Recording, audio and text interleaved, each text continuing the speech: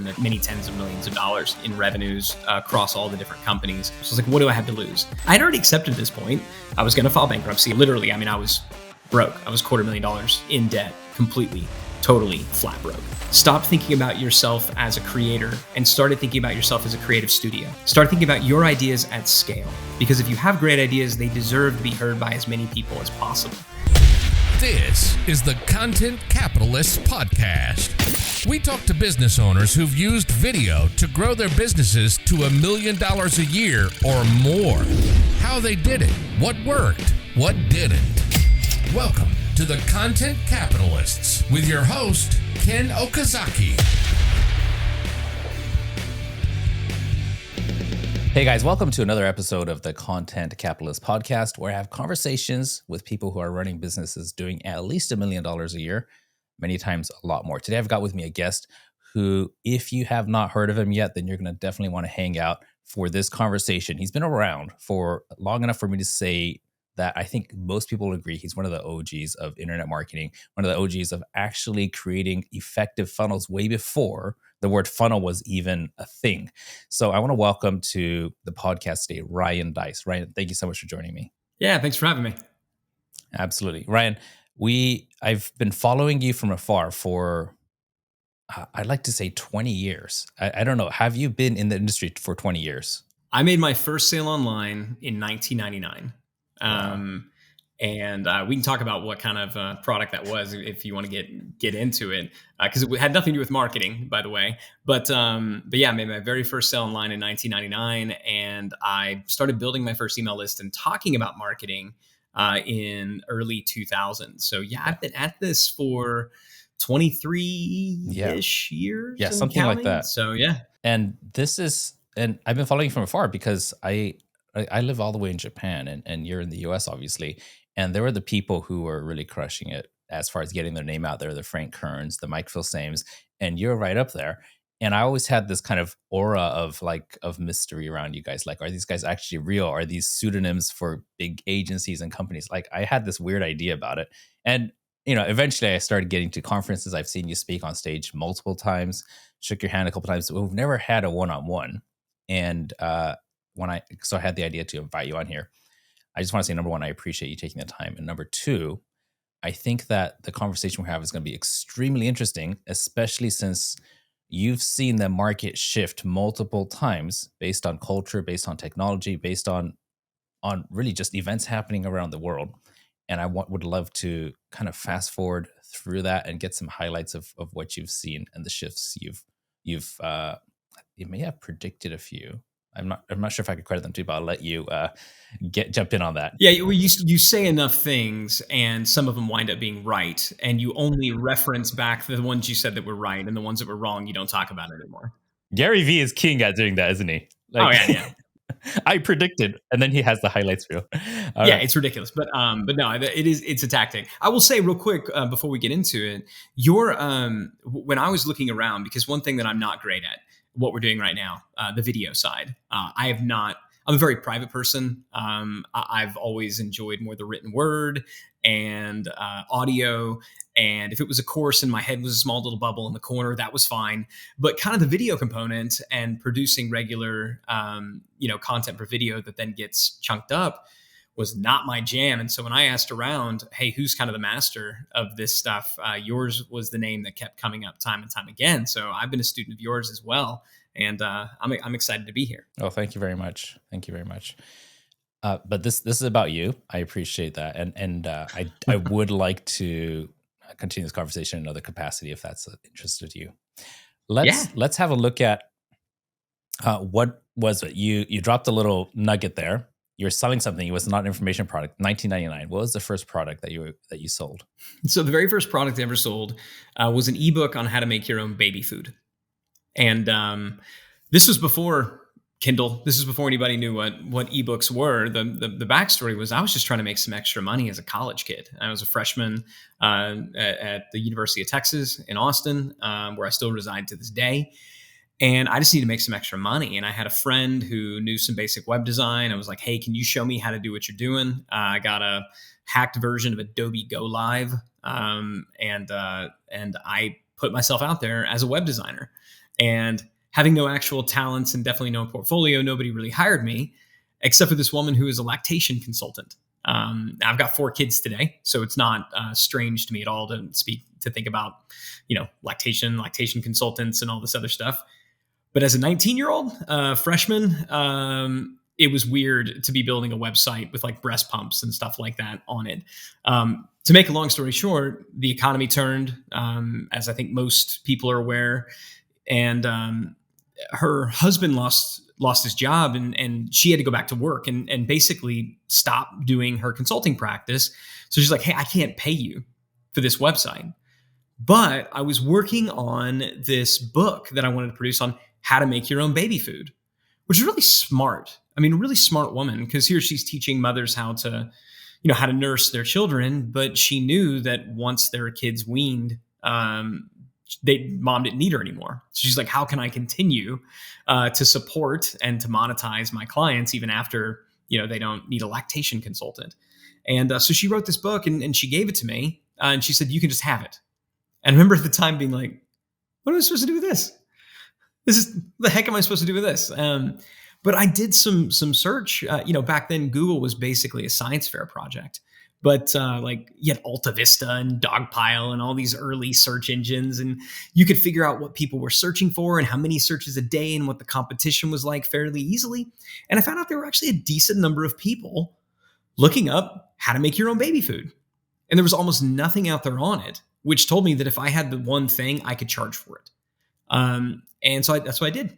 I put up a very simple 1-page website, talking about the importance of, childhood nutrition and all this other stuff. Is basically, I took the first chapter of the book and kind of made it the sales page and put a PayPal link at the bottom for $14. And I remember posting the website, doing some things to get it ranked. And like a day or two later, I made my first sale. Day or two later, another sale happened. And then another one. And I just remember thinking, what if I had 10 of these that were all doing a sale a day? And I kind of started running the math in my, early, early, late teen, early 20-year-old head. And I was like, this could actually add up to be some real money. And that's exactly what I did. And I got in, and I said, like, I'm going to publish a bunch of digital products. And by the time I graduated, I had hundreds of these things, had a nice 6-figure income, which I didn't realize at the time was a lot of money. And, some years later, somebody told me like, oh, you can never sell an ebook online. Nobody will buy. Nobody will spend $14 for a PDF. I was like, I got a few thousand people who disagree. But that was how it all began. That one little ebook on how to make your own baby food. That's so interesting. And you said you had hundreds. Did you build these all yourself, or did you start putting together a team of people to farm out the work to? Yeah, I think I was so the short answer is I had help. Now, to call it a team would suggest a level of sophistication that didn't exist. Basically, what I had was the freelance sites were just starting to emerge at the time. Craigslist, and much. You had Craigslist. Elance, yeah, was like, which I think eventually became Upwork. Yeah, maybe. So. You were starting to see some of them emerge. I can't even remember some of the names. But yeah, I would start. For me, everything began with, what are people looking for where there really isn't anything out there. It was a pure long tail strategy. It would never work today, by the way, really, because now there's an ebook out there on everything. There's Amazon. Amazon didn't really exist then. If they did, they were only selling books and CDs. So that was the strategy. And it was, okay, can I get somebody to produce something that will be pretty decent, do some research? And so I got some folks to do that. I had friends who were English majors who would do the editing. I had another friend who would help build the website. I would write the copy. So that was my thing. I found out that was the piece that really mattered the most. If I could, get it to rank, because I had more of an organic search strategy, which again was so easy back then. And I could get people to buy when they hit the page. Then I'd let other people worry about the quality of the content because I wasn't the expert. And I think I benefited from that tremendously. I mean, I've always been a creator. I've always made content, but I've always thought about myself as a publisher. And so for me, I don't feel overly precious. I don't get overly precious about the final product. I think had I come at it from the perspective of, I'm an expert, and I want to put myself out there, knowing, because that's kind of more what I am now. I don't know that I ever would have gotten started, to be completely transparent, because I'm such a perfectionist, and I can use that as an excuse to not move forward and to allow myself to get distracted. But I was a publisher, and that's how I thought about it. I didn't think about it in terms of creator or course creator or ebook. I was like, this is modern kind of publishing. And I always treated it like a business, but I never wanted to be the product. And so, yeah, I definitely wasn't the one creating this stuff. I get it. And when you were putting out all these things, even though you weren't creating it, was your name anywhere in the marketing, or did you just put the expert's name in there? Nowhere. Yeah, it was the extra. It would either be a pen name, or what I would try to do is, because there was so much crap out there, and I remember, I don't even remember what the subject was, but I remember putting out a book on a subject I knew nothing about, and somebody who did bought it, requested a refund, and said everything in here is just completely wrong. Like, I can't believe you're selling this. It's awful. And I felt off. I felt terrible. I was like, oh my god, like I don't want to be like scamming people. And then, and at first I was like, well, how am I supposed to know? And what I realized is, well, you're supposed to figure out, because you're the one taking the money, right? Like that's incumbent upon you to figure that out if you're going to take somebody's money from it, if you're going to say it's good. And so what I started doing is I started looking for experts, and I didn't ask them to create it from scratch. I tried doing that, but it took too long, because a lot of times the people who are the best at doing something, they're not always the best at extracting and putting it on a page, but they would critique the hell out of something that somebody else created, and they would make it better, and they would plus it. And so when we would do that, I would always do their name plus a pen name that I owned, because I never wanted this person to get all the glory. And if they like bounced on me or whatever, there was nothing left. So I would always have it co-authored by them plus just some generic pen name. Yeah. And what was your favorite pen name back then? I'm just curious. Oh my gosh, I can't remember all of them. There was Liffey Stokes was one. We had Wallace Street. I can't remember the ones for some of the women's markets. Usually it was a combination of friends of mine, like somebody's, somebody like last name with another friend's first name. So I was kind of paying homage and kind of screwing with different friends. But yeah, that's usually what it was. Yeah. That is so interesting. Like nowadays, you couldn't get away with that, because everybody's looking for a social media profile. They're looking for, ratings on this or that. Like you could cross-reference everything in so many different ways. But back then, yeah, that was the Wild West. You could do whatever. A friend of mine, Peng Joon, started with his pen name for game cheats, or he had these walkthroughs, was Tony Sanders, because the two favorite things in his life was Tony Robbins and KFC with Colonel Sanders.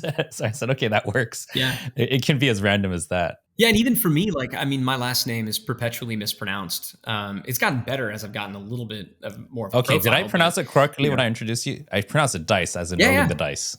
Yeah, Deiss. Yep, Deiss, exactly. But it's spelled Deiss. So it's pronounced Deiss, Diaz. I mean, I hear all kinds of things and have growing up. And so I always told myself, if I ever do anything for myself, I'll definitely use a pen name. I didn't. And so for a lot of reasons, I was like, maybe I should have.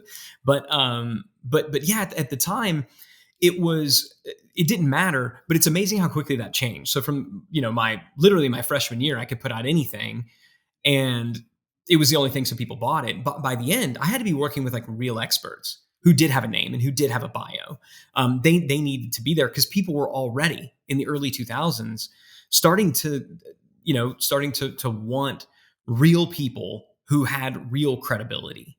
And that's what I always sought to do. I always wanted to put out something that was good, something that might even be great. But there were plenty of people who were like, let's just play a volume game and throw out all kinds of crap. And, because of that, Google put out like the Florida update. I mean, there were a number of things that happened. I still don't think there's anything immoral or unethical about using a pen name. It's been used in literary circles for, forever. Actors generally work under. It's going to get tough to scale past a certain Yeah. range unless you have that human touch nowadays. Nowadays, a big thing that's kind of resurging is faceless YouTube channels where people do product reviews, they do countdowns and stuff like that, and they never show their face. They use a pen name, and a lot of these guys are making a ton of affiliate money or actual Google ad spend money. You never see their face. So, and I try to look up who these people are because I'm in the video marketing industry, and they make a lot of effort to hide who they are because I think they've got multiple 20 or 30 channels. They put the exact same content with a different twist out to all the channels for different audience. And it does work, but it's in a different capacity, right? And nobody really cares about the name at all. They're not, they don't. They got the thing, the information they want, and they go on to the next thing. If you don't mind, Ryan, I'd like to get a quick snapshot of a little bit of where you're at right now.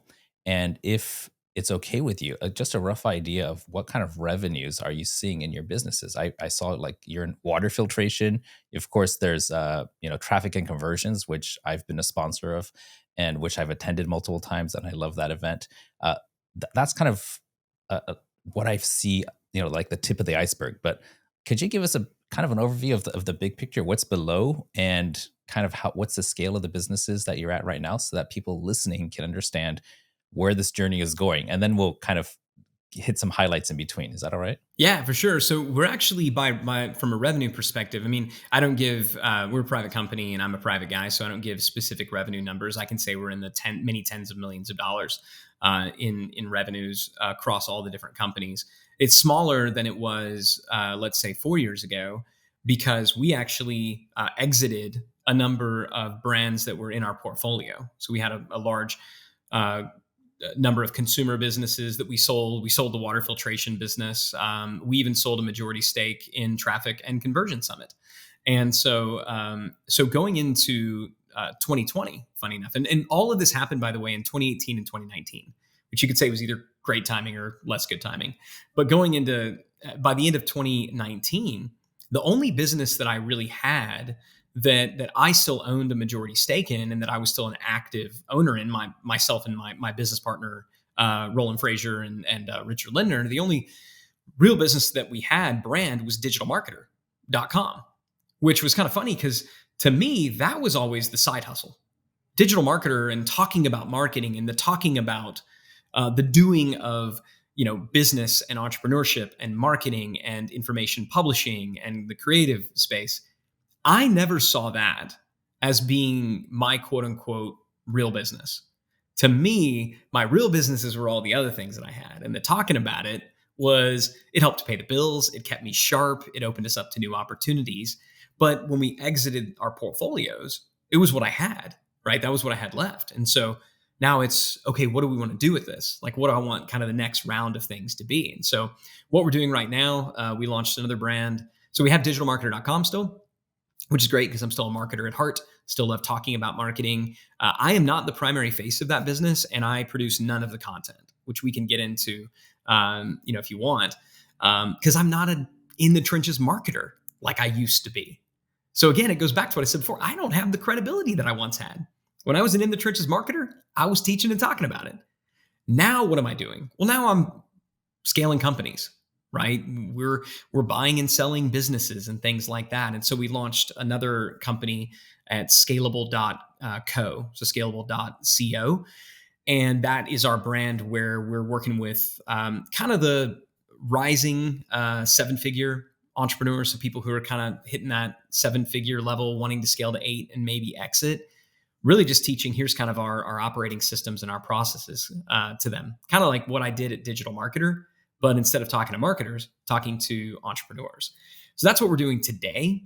And the game today is not too dissimilar from the game that I was playing back when I was back in my dorm room. I want to have a portfolio instead of individual websites and products. I want to have a portfolio of companies that I own majority and minority stake in. But I don't want to be the face of them. I don't want to be driving the product. I want to help where I can and have it be a little more passive, maybe. All right. Well, thanks for giving that overview, and I appreciate that. I know a lot of the things you mentioned, but you kind of helped tie it together to see where we're at right now. I'd like to know, between doing the ebooks and a bunch of websites and where you're at right now, can you identify a certain inflection point where you saw kind of a trajectory, and then it suddenly started growing, uh, like geometrically. Wh- did that ever happen for you? Yeah, it did. When I mentioned when I graduated, by the time I graduated, I had a couple hundred different websites. And almost everything I did was powered by organic search. So I was good at getting web pages to rank in Google and the other search engines. And when people got to those web pages, they would read a page and they would give me money. That was the business, right? Well, in 2004, Google did their first major algorithm update. It was called the Florida update. And literally overnight, almost every single one of my websites was delisted, right? There was nothing shady going on, anything like that. But what Google wanted was a higher quality website. They didn't want websites that were just single pages with an order form, right? And so my business overnight was poof gone. So give us an idea of like what were you expecting? Like you wake up in the morning and you're seeing what, like a grand or so in your, in sales, or weekly or monthly basis, and then after the algorithm, what was the difference in your like cash collected? Yeah, I mean, I would wake up and any given moment, any given morning, there'd be, a couple $1,000s of sales, right, already in there. That's pretty sweet. That's like that you're the make money while you sleep guy, the original make money while you sleep guy.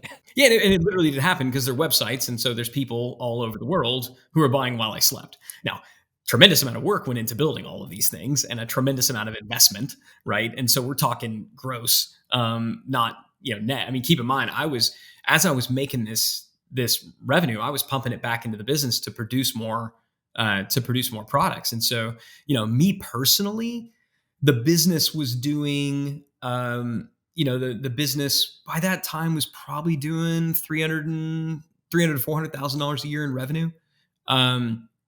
And yeah, I think we were pacing to get north of a half a million.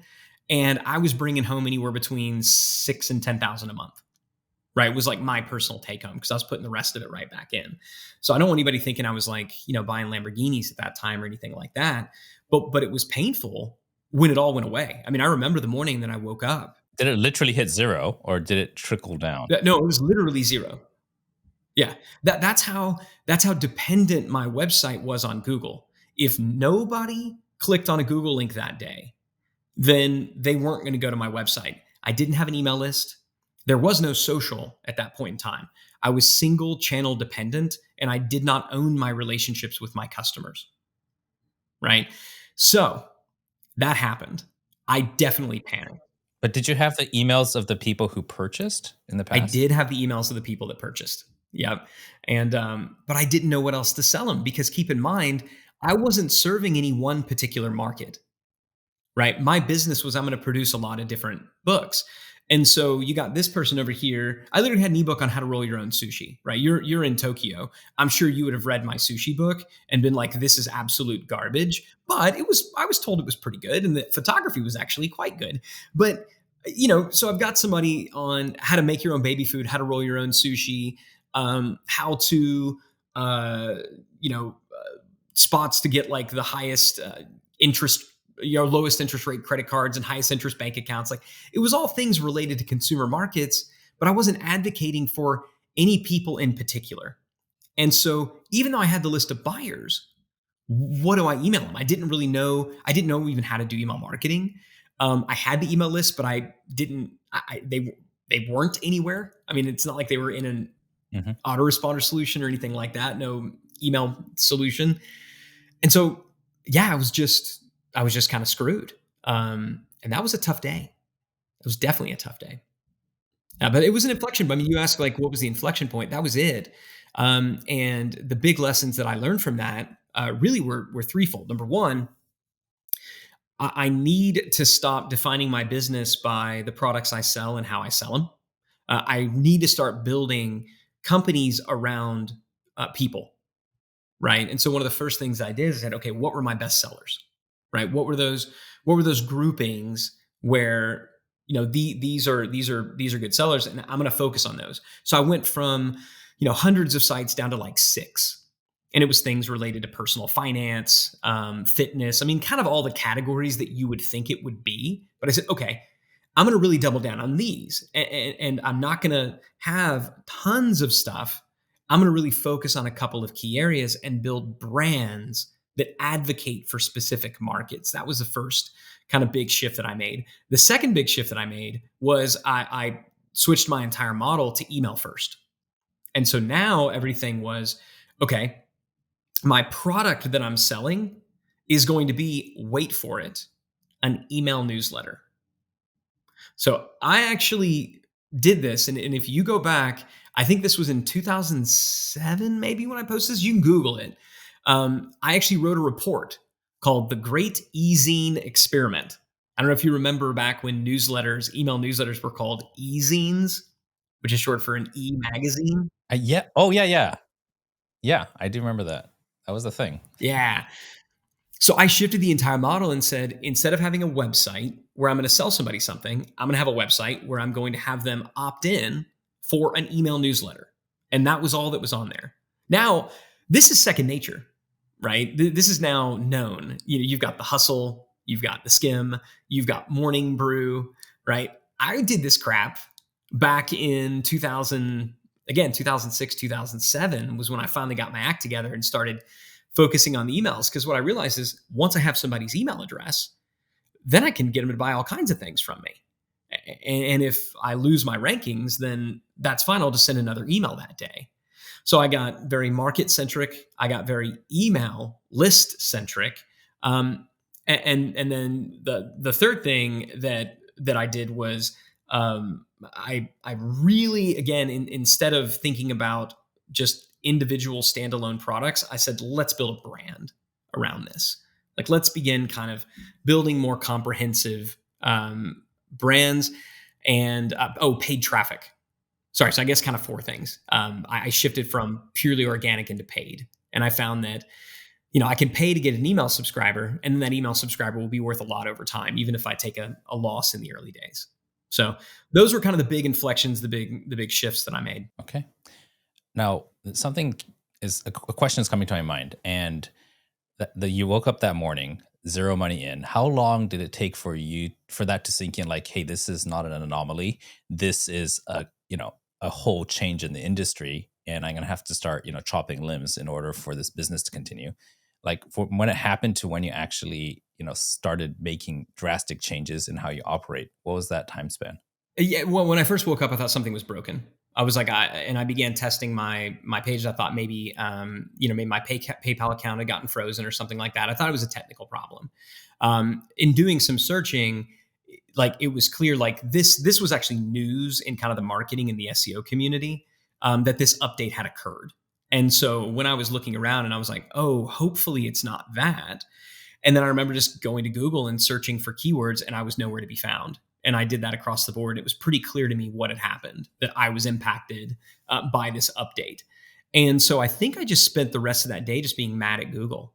I mean, really just being bitter and mad at Google and saying, like, how dare they? I can't believe they would do this to me. And I probably was mad and bitter for at least a couple of days. And I remember, some sales would still trickle in from time to time, presumably from people who still had the page open. So I was like, oh, maybe it's getting better. I think I allowed myself to hope that maybe it would come back. There were people who were saying that there were things that you could do to get your rankings back. And so I think I flailed around for probably a good, couple of weeks, trying little tricks and hacks to get them back. But it was pretty clear that it wasn't coming back after, a week or two. And that was when I decided, okay, I've got to figure out paid. Google AdWords was brand new. In fact, Google AdWords, it's now called Google Ads, obviously. At the time, AdWords. I don't think was even out yet, or if it was still super brand new in beta. But there was this thing called Overture, which later became Yahoo Search. Actually, when I first did it was called goto.com. So it was goto.com, which was the original pay-per-click search engine, which then became Overture, which then became Yahoo. Yahoo's paid platform. Those original developers were poached by Google. They built the Google AdWords platform. That's a bit of internet marketing history for you. So I started there. And back then you could buy clicks for a nickel. And so the whole game there became arbitrage. And that was when I said, okay, I'm going to buy clicks for a nickel. The opt-in rates to my email newsletters were really high because everybody at the time had an email newsletter opt-in form on their website, but it was like buried somewhere in the corner of their homepage. For me, the entire website was just opt-in for this newsletter. That was the entirety of the website, just a single page looking basically like, again, what you would see at, Morning Brew or one of the other ones. And so, yeah, that was when I started doing that, like trying to figure out the paid game. And that was tough, man. I got myself in about $250,000 worth of debt, consumer debt, because I wasn't making any money. But at the time, you could get these big lines of credit. And because I had higher revenues before, I had bank lines of credit, I had personal lines of credit, and I had credit cards, all combined about $250,000 worth of credit. And that basically was how I ate for 18 months, was just burning into credit until one day it was all gone. It was all out. Did you have a burn down chart like these startups do? Like it's like we've got 2 months of money left, 1 month of money. Did you even calculate that? I didn't calculate it at all. It was so pathetic. I mean, it was really, really bad. I wasn't looking. I just anything that I was buying, I was putting on a credit card. I was making regular, my line of credit was with my bank, so I would just go in once a month and I would pull, $10,000-$15,000 off the line of credit and put it into my business bank account. And I was just doing that, and when it was done, I'd take some more.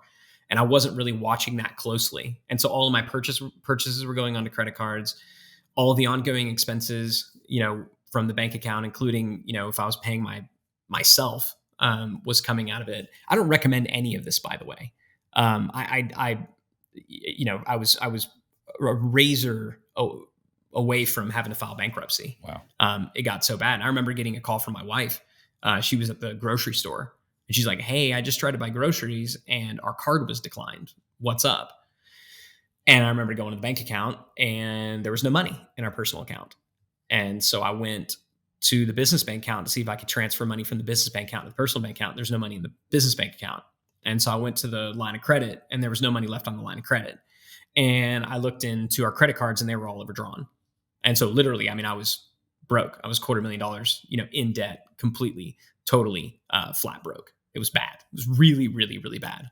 And worse than that, I was out of town. I was actually in Dallas at a conference.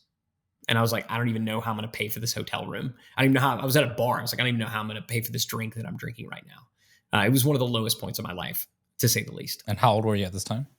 I was 26. And I had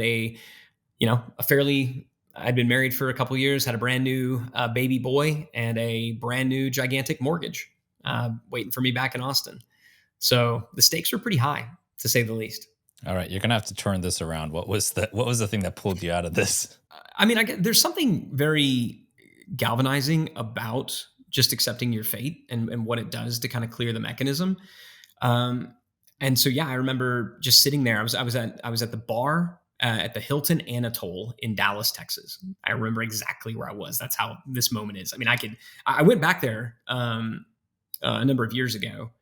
And I found the bar and I found basically they'd redone the bar, but I found essentially the seat that I'd, sat. I remember the exact view and all that. So, I mean, it's burned into my memory. But no, I mean, I was just sitting there and I remember thinking, okay, you're done. Like you're out of ideas. You need to go to bed and you need to wake up in the morning and you need to start calling around and see if you can get a job. Which I'd never had, by the way. I had a job for a brief stint in college to help pay the bills. And I worked there for, 6 months until I was like, why am I doing this? I'm making more money screwing around on the internet.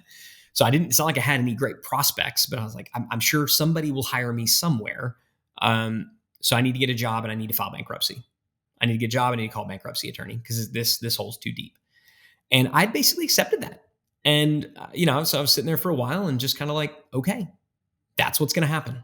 I'm young. I should be able to recover. And I was sad, but I wasn't like crying depressed. I think I just kind of been like, okay. And I remember it was a very clear moment for me. And it was in that moment that a conversation with a friend just popped back into my memory. And it was a buddy of mine. We were kind of coming up in business at the same time, and we just had this sidebar conversation, random conversation one day about how isn't it interesting that some of the best business ideas, were written on a napkin, right? All the best business ideas were just written on a napkin. And I was like, yeah, I mean, that is kind of cool. He's like, why? He's like, oh, maybe it's the simplicity of it, the constraint. I don't know. And we had a quick conversation, then just both moved on with our lives. Well, for whatever reason, that conversation popped into my head. And I remember looking up and there was a stack of cocktail napkins, sitting at the bar. And so I was like, well, that's interesting. And I grabbed it and I asked the bartender, hey, can I borrow a pen? And I'd already accepted at this point. I was going to file bankruptcy. I was going to try to find a job. So I was like, what do I have to lose? And so I kind of made myself a deal. I said, look, we'll get one more drink because what do we have to lose at this point, right? We'll get another drink, and you're going to sit at this bar and until they make you leave, and either you're going to write on this napkin how you're going to get yourself out of this hole, or if you can't do it, you're going to go to bed and you'll wake up in the next morning, call the bankruptcy attorney, start looking for a job. Right? That was kind of the deal that I made for myself. And I remember just looking at the napkin and saying, okay, if I had to write down, how do I make money today? What is the one thing I'm doing that's actually working? And I wrote down a box, and it was, lead magnet. I get people to sign up for a lead magnet. Like traffic comes, I get them to sign up for a lead magnet. And then after they opt in for the lead magnet, I try to sell them something small. I called it a self-liquidating offer, a term I learned from Dan Kennedy. And the whole point on that first offer I made was just to offset my acquisition costs. Remember, I was getting clicks for 9, 10, 15 cents. So it didn't take much. And then I had, I'm going to make a higher ticket offer. And then the people that didn't buy the higher ticket offer, I was going to follow up with them to try to get them to buy the higher ticket offer. And that was it. And I drew arrows to show how it worked. And I looked at it and I was like, that's really simple. What if I just did that? Because I thought about the businesses that I had where I did that and they worked. But at the time, I was still trying to make a bunch of other ones work. I was still flailing around, practicing random acts of marketing. It's like, what if I just did this one thing? If I just did this one thing, could I make it work? I remember we had about $10,000 of emergency savings set up. And I was like, I got 10 grand. The wife would not be overly thrilled. It was money that we had left over from the sale of a house. It was going to be for like the kids' education fund. I'm not proud of the fact that I basically took this money and bet it without talking to my wife about it. I've since confessed and she's forgiven me, by the way. But I did. I said I've got 10 grand, which means I got a month. So I'm going to take a month and I'm just going to work this napkin plan. And that's what I did. And that year was the first year that I actually cracked $1 million in revenue, and was able to dig out of that hole. And it just came down to focus. Came down to focusing on what was actually working, getting ultra simple with my business model, finally figuring out my unit economics and like the financial side of business, and doubling down on list building. And did that, and it worked. 2 questions. One of them is, did you frame that napkin, and do you have that on posted somewhere in a big glass frame? I literally do have the napkin framed. Yeah, I literally do. One of the first workshops that I did, one of the first events that I did, I taught an entire, this shows how old I am. I taught an entire session at this event with just that napkin on an overhead projector. And so, yeah, for the longest time, it was actually framed at our office, but it was starting to fade. So I eventually took it down, and it's at a drawer in my house. But yeah, I did frame it. Second question is, you're investing in multiple businesses and purchasing, like you're acquiring other people's businesses. Have you seen this pattern where the same thing happened to you, trying a lot of things, but when the entrepreneur / founder / CEO focuses on just one thing, things just seem to line up? Because I've heard this multiple times. Are you seeing it in your growth strategy with other businesses as well? Yeah, absolutely. And I'll tell you, it's a fault. It's a mistake that I make time and time again myself. Now the difference is it's more controlled. I'm, spending money that I can afford to lose. I've got a team that can help with the other things. But I firmly believe I'd probably be a wealthier individual if I'd, picked one thing and just rode it. Now, for me, that's not as much fun, and I've done fine. So, at this point, I'm doing stuff that I enjoy. But definitely in the entrepreneurs that we're working with, I don't get excited about investing in or acquiring, partnering with somebody who they've got multiple interests that aren't aligned. And I realize that can sound a bit hypocritical, but I don't claim to be the operator of any of these businesses, right? I think that if you're going to be the founder CEO, if this is going to be your thing, then it should be your only thing. When it gets up to when you're getting into the mid to high seven figures and certainly into eight, that's the time when you can, build out an executive leadership team. Maybe you bring in an operator. Maybe you take on, a bit more of a executive chairperson type role, and maybe you can focus on some other things. But I think, what's the old adage, man who chases two rabbits catches none. Yeah, I think that absolutely applies in entrepreneurship, especially, by the way, for creators. I feel like you're talking right to me right now. It's just like, have you been like trawling through my history? One of my favorite quotes ever is Keith Cunningham. I'm sure you've heard of him. He says, every time he gets on stage, one of the famous quotes he says is, "Hey, raise your hand if you've ever paid the dumb tax." And if you've been in business for more than a day, then everybody has paid the dumb tax. Like, yeah, if I could do that again, I'd be much richer. And we can all share those stories, I'm sure. I want to pivot a little bit now because we're coming close to the end and we've just gone. I just love your story so much.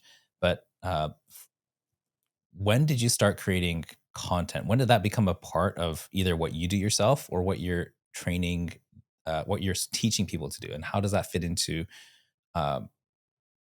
growing an agency, growing a business? Like, is that like a side thing? Is that a central thing? Or is that like, can you tell me how that kind of structures into a business the way you see it? Yeah, so it started as a side thing and it became the main thing. And the way that it started is I think, like a lot of people, when I was getting into this game, I wanted to learn more about how to do it, and so I started attending networking events and summits and all kinds of events, right? And there I was a young kid. Everybody else was much older, and so I stuck out. And they'd be like, "Who are you? What are you doing here?" And I started telling people what I was doing. And they would say, "Oh, that's amazing. Do you want to do a talk on it?" And I would say, "No, I don't," because I was terrified. Right? Like, "Oh, come on, you got to do it." And so I remember I would do some talks on things from time to time, just what I was doing with all my silly little ebook sites, at marketing events and business events. People would ask me, when I was done, like, "Hey, do you have a book?" "No, I don't." "Do you do consulting?" "No, I'm in school and I've got these, but I don't have time." They're like, "Well, what do you have?" And it was around the time when I was starting to really discover the value of email lists. I said, "Well, I've got an email list, so you can go sign up for my email list." And I remember I had a very simple newsletter. I think I called it Profit Diary, or it was some stupid name. But I had a really very simple like email newsletter, and my deal was anytime I figured out something in my own business, I will tell you what I did. And so about once a week, it wasn't that consistent, I would write up, "Here's what I did this week that worked. Let me know what you did." And it was designed to be a conversation. So I would send out this email and people would respond back with their ideas. And I did it because it kept me focused, it kept me sharp, and I was able to keep the conversation going. And I remember one time there was a business that I really wanted to buy. Somebody had a cool business. I'm trying to remember what it was. And they wanted like $50,000 for it. And I remember thinking, I don't have $50,000. I wish I did. And so I wrote out some email lists. I said, "Look, there's this business I want to buy. It's about $50,000. If I can get, if I can get 100 people to give me $5,000, then, or I'm sorry, to give me $500. You can do the math. Then I'll buy the business and I'll put you on a special sub list, and I'll give you all the behind the scenes of how it's working." Right. And so I used this and I got it like that. And again, this was like 2007, 2008. That's a really warm list you've got there. Like, Yeah. Oh, and it was a tiny list too. But again, these were all people that I had met, that I had met in real life. I think it was maybe, but it was probably 6,000 or 7,000 people. okay. right? So to think that 10% of them would give me a couple $100, and these were reasonably successful folks. They wanted to see behind the scenes. And a lot of them, I was very blessed. I got a lot of support from people who are older than me. So it's fun to kind of pay it back now that I'm the old guy. But so I raised this money, bought the business, told everybody how to do it. I was like, that's great. And so let's do that again. Hey, I figured out a new way to do Google ads. I put it into a report. If you want to buy it, here it is. And for me, teaching and publishing of my own stuff was always so that I could have the seed capital to go and fund my quote unquote real business. So the teaching and the doing was the side hustle. That's why I said, like, I never thought about it as a real business. Fast forward a couple years later, partnered up with a guy. He's like, we should do an event. I was like, I don't want to do an event. There's so many marketing events. They all kind of suck. They're all pitch fests. I don't want to do it. He's like, we got to do it. I said, fine. We can do an event, but only under the condition that we don't try to make money. We have everybody leave saying, wow, that was the best event I've ever been to in my entire life. And that event was Traffic and Conversion Summit. Wow. And at the first Traffic and Conversion Summit, we didn't really have anything to sell. We wound up offering a mastermind at the end just to help pay our bills. But everybody's like, that was amazing. And so we did it again. And a year later, we did it again. And it was at Traffic and Conversion Summit 3. Okay. Traffic and Conversion Summit 3, which was in 2011, I believe, that I looked out at this room of 800 something people and I went, this might be a thing. Maybe, just maybe, we should treat this like a business. Maybe this has become something. And that was when we formed digitalmarketer.com. So a lot of people don't know digitalmarketer.com was formed after Traffic and Conversion Summit. And it wasn't until then that I really treated the teaching and the talking about this stuff, like a real business. I had been doing it for 11, 12 years before that.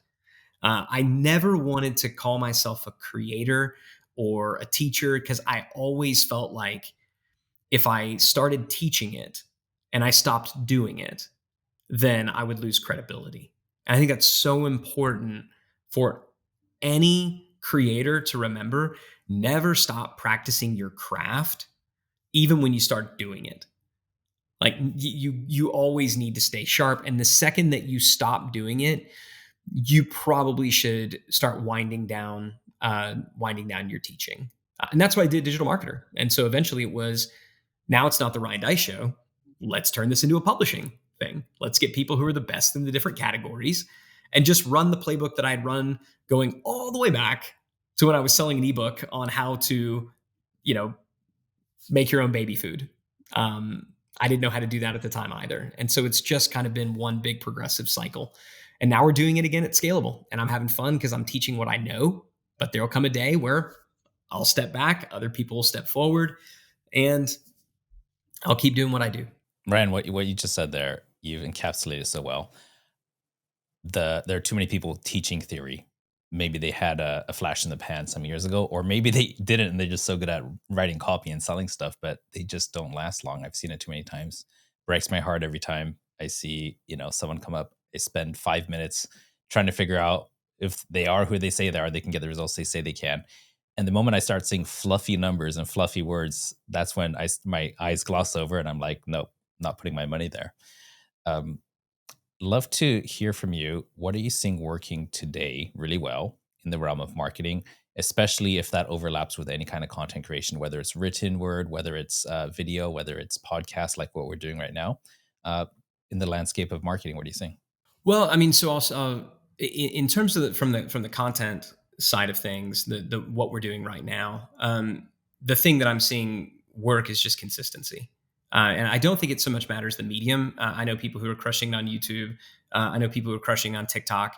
I know people who are doing amazing on Twitter. I think all of them can work, but none of them work unless you're consistent. And I think that's the brutal piece about what it means to be a creator today. That wasn't as much true when I was doing it. If I didn't send my email newsletter for a week or two, it was fine. I could maybe go a month and it would be fine. Send another one, people are right back.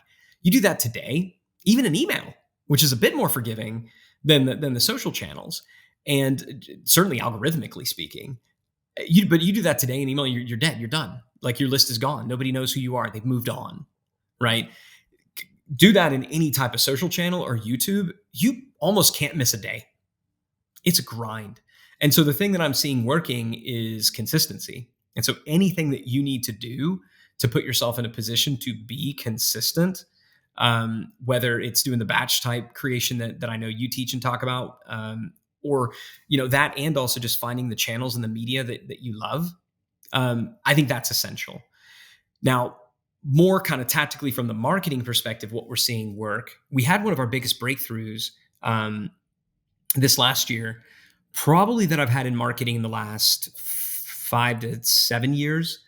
And for the longest time, I have taught bring somebody in for free and then slowly march them up. Like that's kind of how the funnel works, right? Bring them in for a free thing, sell them a low dollar thing, sell them a slightly more expensive thing, sell them an even more expensive thing.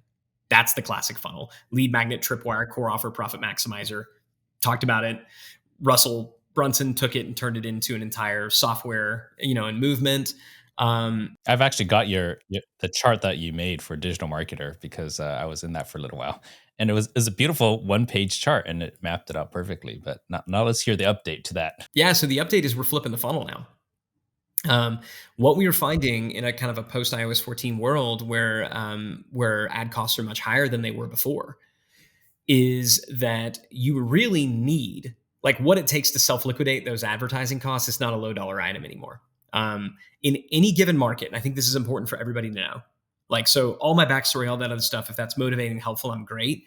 If you only take one thing, I hope this is the one, because I think this will make people a lot of money, make them a lot more successful. At any given moment in your market, on your list, within your audience, there are 3 groups of people.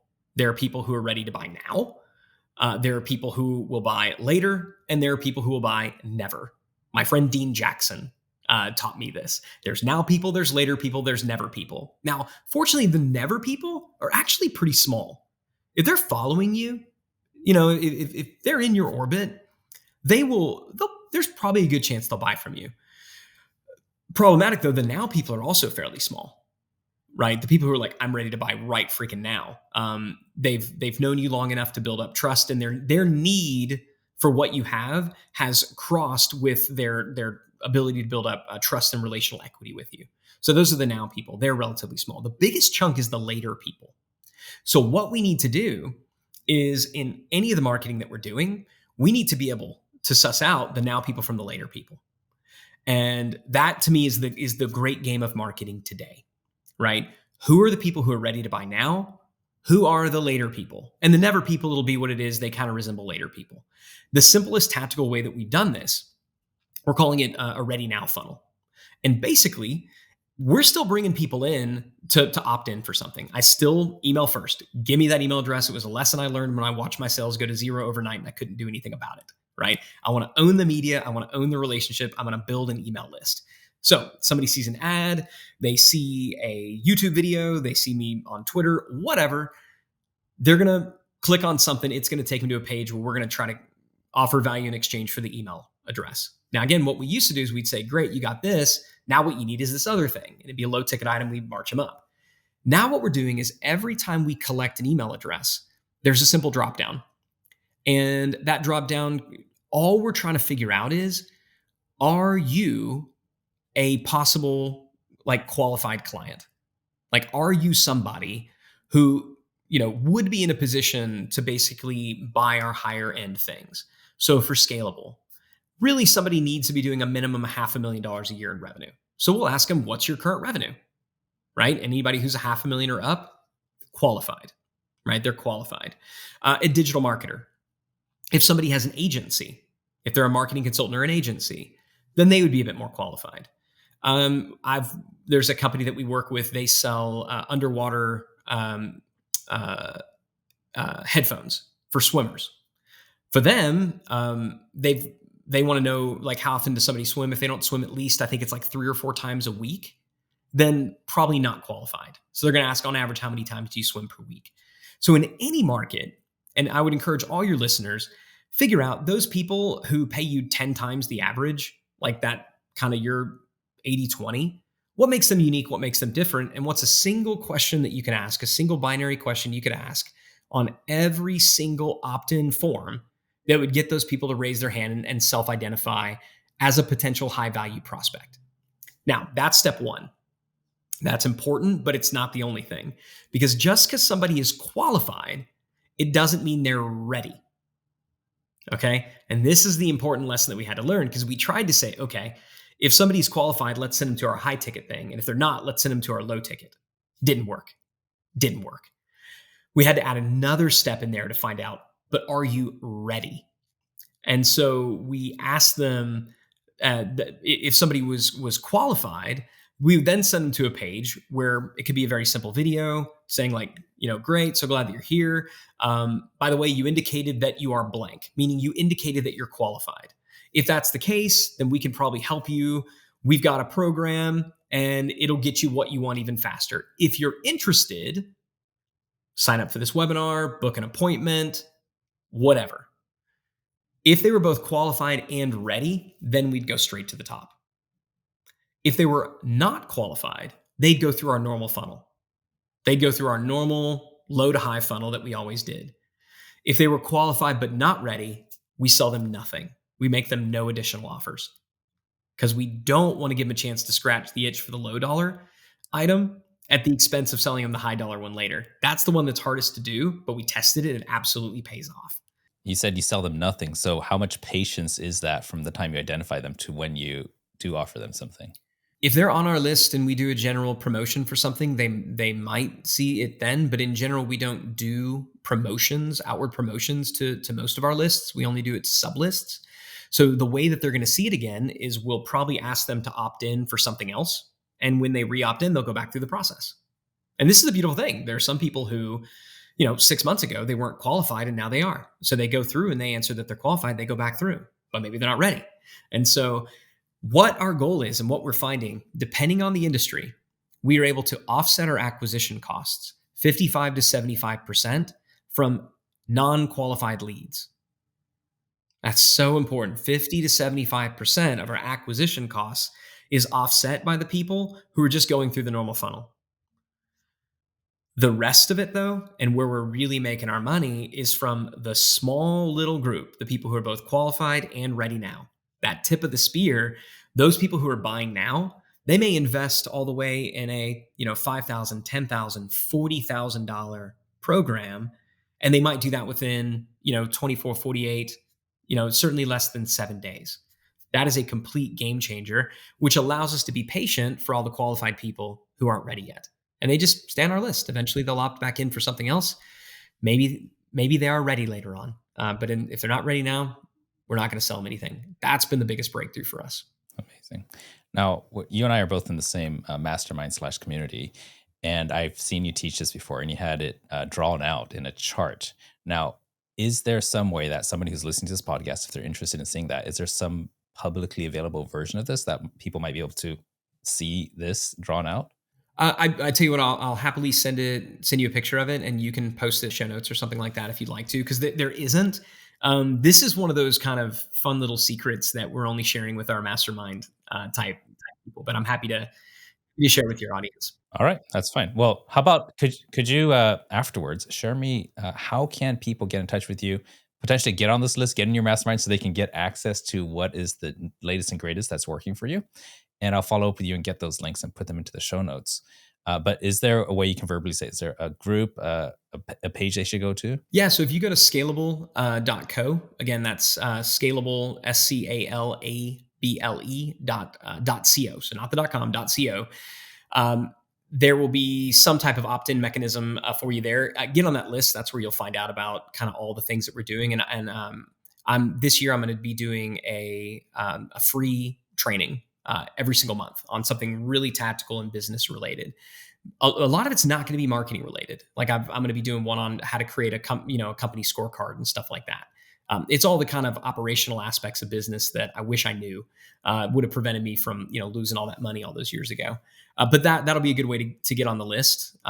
If you're doing over $1 million a year in revenue and you're looking for a mastermind, foundersboard.com is our high level mastermind for entrepreneurs doing $1 million a year who are looking to systemize their business, scale to 8, and hopefully exit. And I'll be transparent. The whole purpose of that mastermind, the whole reason that we're doing that mastermind, and the whole reason that we're doing Scalable, it's all deal flow. It's all deal flow. We're just looking for companies that we can potentially partner with. Due diligence takes forever. Having people just send you pitch decks takes forever.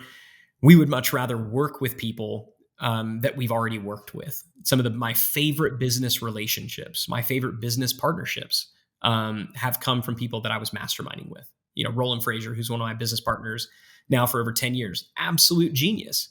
He was in our mastermind.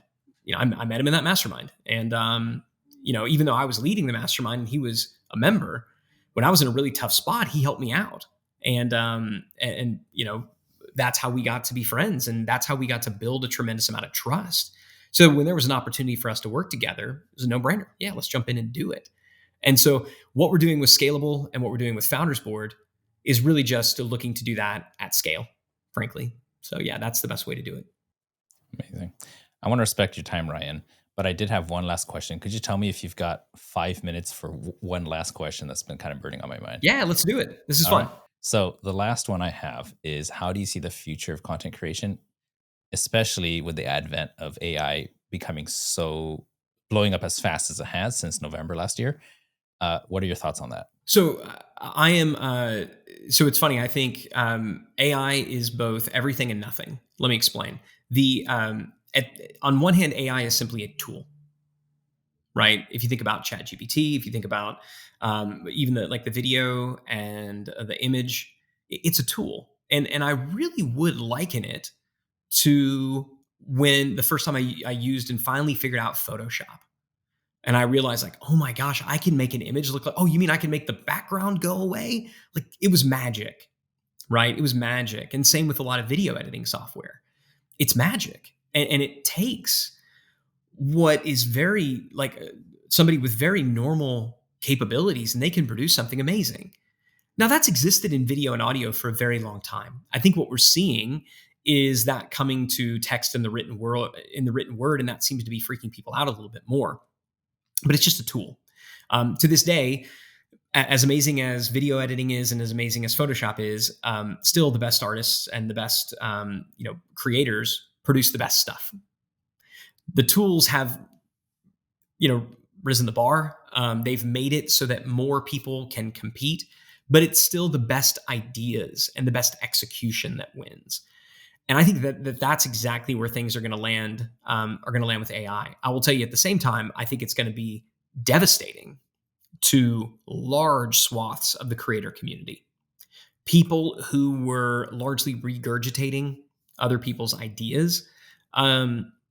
Folks who were, God help you if you have the types of blogs and websites that I used to have, where we would just pay somebody not that much to put up some kind of okay content so it would rank, and you put some ads on there. That's dead. Nobody's going to want that anymore. Everybody's going to be able to get that with a touch of their fingertips. So what's going to win at the end of the day? The same thing that's always won.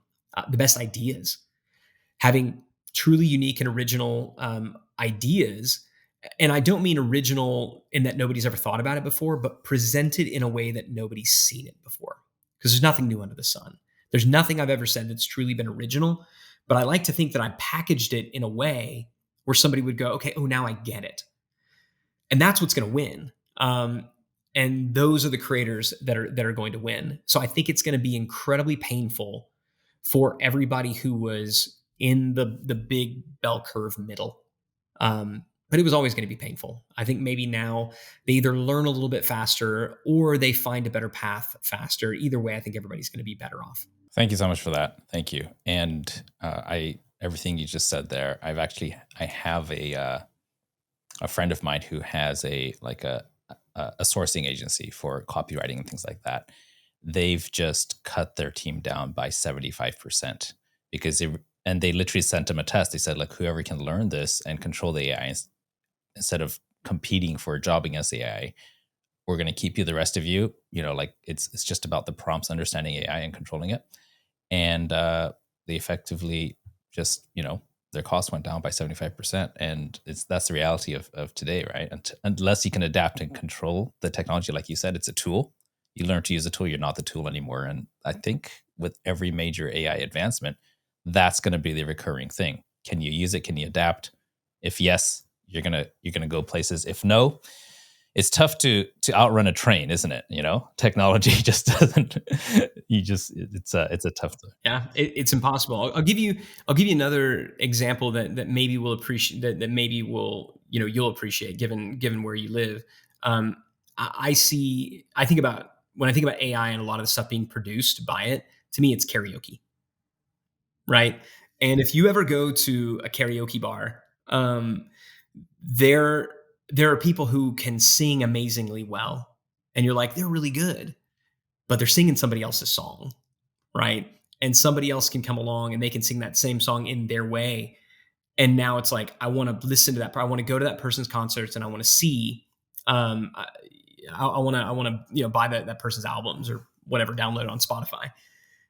I think it's going to be the same thing, for creators. A whole lot of content is going to turn into karaoke, and it doesn't mean that it's not going to be good, and doesn't mean it's not going to be interesting and entertaining, but it will lack originality, and because of that, it will fall completely silent.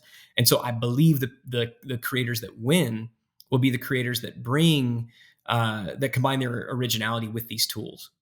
But tell me how that's any different than somebody with a really great design eye and aesthetic who also really understands and masters Photoshop, or Illustrator. Tell me how that's different than somebody who, has a great story to tell, and they master, the iPhone and iMovie, or the obviously more sophisticated ones are out there. It's still going to come down to the ideas that win. The best ideas will win, not somebody who's got some little hack. Those win short term. There's so many coaches who actually built a whole business around how to monetize a Facebook group. And, just like what Google did to you, Facebook could just change one functionality of how Facebook groups work, and that's their business out the window. And then they're back to scratch, right? Okay, look, I'm gonna respect your time. I'm gonna hang up in a second, but I just want to first of all appreciate you for all this. If you gave us a few starting points, if anybody wants to get into your world, I'm going to drop all the links. If you're watching this on YouTube, it's in the description. If you're listening, then you're going to want to look down at the show notes.